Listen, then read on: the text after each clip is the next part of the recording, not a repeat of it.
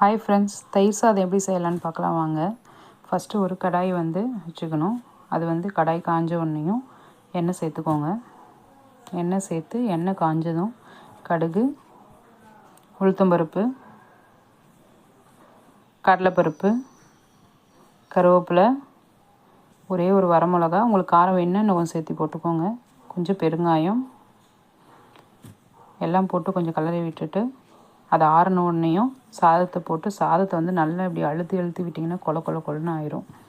அதுக்கப்புறமா கொஞ்சம் ஆறின வாட்டி பால் சேர்த்துக்கோங்க.